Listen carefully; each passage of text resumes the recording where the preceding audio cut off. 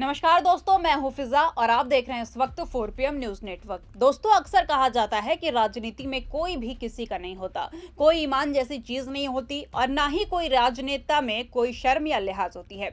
मैंने अक्सर सुना है कि राजनीति में औरतों का शोषण होता है, लेकिन आज महिला के बयान ने यह साबित कर दिया कि राजनीति में महिलाओं के साथ गलत काम किया जाता है।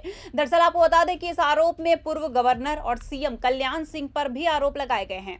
आपको बता दें कि महिला ने अपने बयानों में साफ साफ कहा है कि राजनीति में 90% महिलाएं ऐसी हैं जिनको गिव एंड टेक अवे का सामना करना पड़ता है और सीधे सीधे उन्हें ऑफर दिया जाता है कि अगर तुमको कामयाबी चाहिए तो बिस्तर पर आना पड़ेगा।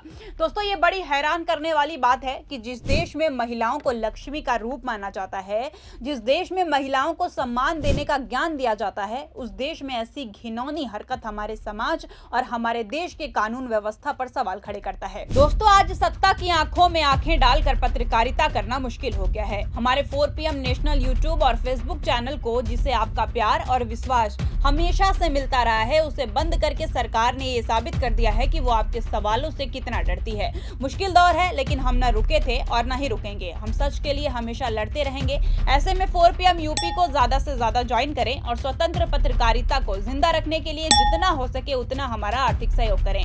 आपके सहयोग से ये जंग हम जीत कर रहेंगे।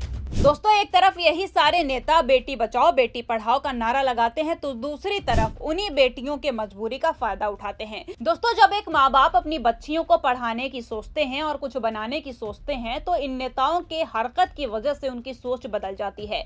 और आज जो मैं आपको दिखाने वाली हूँ, उसको सुन के आपके भी रोंगटे खड़े हो जाएंगे और ऐसी बहुत सी सच्चाई आपके सामने आ जाएगी जिसके बारे में आपने कभी सोचा भी नहीं था। तो सबसे पहले आप इस महिला को सुनिए। कहा जाता है कि राजनीति में महिलाओं का रास्ता नेताओं के बिस्तर से होकर निकलता है। ये बिल्कुल सच बात है और आज मैं बहुत सारे खुलासे करूंगी, अपने जीवन से रिलेटेड भी करूंगी। और अभी जो मधु किश्वर हैं वो आरोप लगा रही हैं, मोदी नामा जिन्होंने लिखी है, उनकी बायोग्राफी लिखी है। जो जिसकी बायोग्राफी लिखता है तो उसकी पर्सनल लाइफ के बारे में, उसके अंदर तक बहुत सारी चीज़ों के बारे में उसको पता होता है। तो आज वो इस बात को खुलासे कर रही हैं कि ऐसा है, तो मैं समझती हूँ कुछ न कुछ सच ही होगा उसमें, गलत तो वो नहीं बोलेंगी। और उनके साहस को भी प्रणाम करती हूँ कि इतना बड़ा साहस उन्होंने किया, पर पता नहीं वो इतनी लेट क्यों बता रही हैं, कोई मजबूरी रही होगी उनकी। मैं 2009-10 में जब अपने स्कूल और कॉलेज चलाया करती थी, तो जब कभी सिटी में कोई प्रोग्राम होता था, कोई आया है, तो मुझे वक्ता के तौर पर लेक्चर देने के लिए बुलाया जाता था। एक बार महिला दिवस का कार्यक्रम था, मंत्री भी आए हुए थे और मुझे मुख्य वक्ता के तौर पर वहाँ बुलाया था। मैं वहाँ गई, मैंने अपना लेक्चर दिया। उसके बाद जिन्होंने ये आयोजन किया था, उनको उस मंत्री ने फ़ोन करके बोला कि एक बार हमारी उन मैडम से मीटिंग करा दो, हम उनको राजनीति में लाना चाहते हैं। उन्होंने मुझे कहा कि मैडम वो आपसे मिलना चाहते हैं। मैंने कहा मेरी राजनीति में कोई दिलचस्पी नहीं है। तो उन्होंने कहा कि अच्छे लोग नहीं आएंगे तो कैसे बात बनेगी। मैं गई, बात की और उन्होंने मुझे राजनीति में एंट्री कराई और एक अच्छा पद दिया। मैं 1 साल ही टिक पाई वहाँ पर, क्योंकि जो अंदर के हालात थे, जो अंदर औरतों की स्थिति थी, वो देखकर मेरा मन पूरी तरीके से ख़राब हो गया। और ये सच बात है कि 90% महिलाएं जो है इसी रास्ते से होकर वहाँ पहुँचती हैं। 10% महिलाएं सिर्फ वो हैं जो कि या तो बहुत पॉलिटिकल बैकग्राउंड से आई हुई होती हैं मजबूत, या फिर जनता का उनके पास इतना बड़ा समर्थन होता है तब वो वहाँ पहुँचती हैं। 1 साल में मैंने देखा, मैं नीचे से लेकर ऊपर तक हर नेता से मिली, लेकिन सबका एक ही चीज़, give and take, give and take. आपके पास क्या है देने के लिए? काबिलियत नहीं चाहिए किसी को आपकी भाई। महिला पार्टी ऑफिस में एक बार 2 महिलाएं बात कर रही हैं, दोनों पार्षद हैं। एक को टिकट दे दिया, दूसरे को नहीं दिया। जिसको नहीं दिया वो कह रही है कि और क्या करूं, सब तो कपड़े खोल दिए, सब तो दे दिया, फिर भी टिकट नहीं दी। ये सुनकर मैं सन्न रह गई। हमने कहा कि आप इस बलबूते पर राजनीति में आएंगी? तो उन्होंने मुझे कहा कि तुम क्या सोचती हो, तुम अपनी काबिलियत के दम पे ऊपर पहुंचोगी? और उनकी बात सच साबित निकली। मैं जहाँ कहीं भी जाऊँ मुझसे सिर्फ एक ही डिमांड हो। हमने कहा ये तो मेरे बस की बात कभी नहीं है भाई, ऐसी राजनीति को प्रणाम करती हूँ भाई, रखो अपने पास। और मैंने 1 साल के बाद वो राजनीति छोड़ दी, लेकिन 1 साल में मैंने बहुत कुछ अंदर गंदगी देखी। और ये हर पार्टी का हाल है, कोई पार्टी दूध की धुली नहीं है। लेकिन ये सच बात है कि जो धर्म ध्वजा का इतना बड़ा काम कर रही है ना, जितनी धर्माधिकारी उतनी बड़ी व्यभिचारी। उनका सिर्फ एक चेहरा है, अंदर बहुत गंदगी है सबके। मेरा कॉलेज का काम था, और कॉलेज का काम यहाँ जो गवर्नर थे उस समय पे, अब वो नहीं है, कल्याण सिंह, उनसे मैं मिली उस कॉलेज के काम के लिए। उन्होंने तो सीधा मुझसे एकदम से, जैसे कहते हैं कि ना, ये दो और ये लो।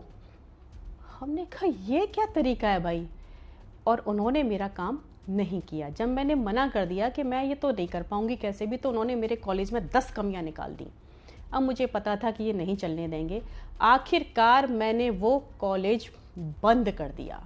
तो ये यहाँ की एक सड़ी हुई राजनीति का हिस्सा है।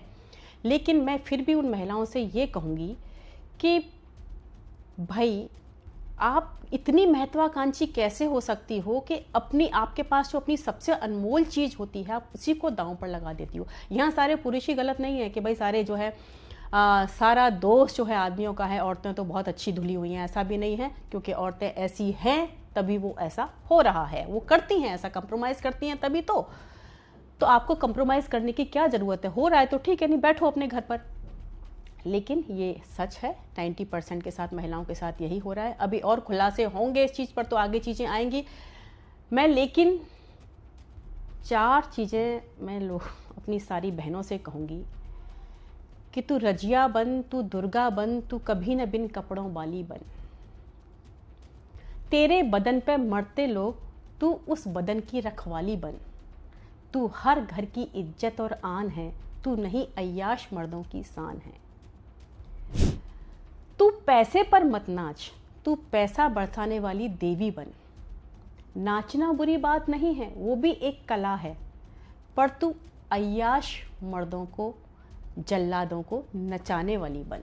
तो सुन लिया दोस्तों आप लोगों ने कि आखिर किस तरीके से हमारे देश में महिलाओं के मजबूरी का फायदा उठाया जाता है। लेकिन इस वीडियो में महिला ने बहुत बड़ी बात कही कि गलती सिर्फ पुरुष की ही नहीं होती, और मैं इस बात से 100% सहमत हूं, क्योंकि जैसे 90% महिलाओं के बारे में ये लेडी हमें बता रही हैं, अगर वो चाहती तो इसका खुलासा कर देती, लेकिन उन्होंने ऐसा उचित नहीं समझा। इस महिला ने निडर होकर सबके सामने अपनी बात रख तो दी है, लेकिन अब इस पे क्या फैसला होता है ये देखना अभी बाकी है, और सरकार और नेताओं की तरफ से इस पे क्या जवाब आता है। इस पूरे मामले को लेकर आप क्या सोचते हैं, इस पर आपकी क्या राय है, हमें कमेंट में जरूर बताइए। अगर वीडियो पसंद आई हो तो लाइक और शेयर जरूर करें, और अगर आपने अभी तक हमारे चैनल को सब्सक्राइब नहीं किया हो तो कर लीजिए और जुड़े रहिए 4PM न्यूज नेटवर्क के साथ। धन्यवाद।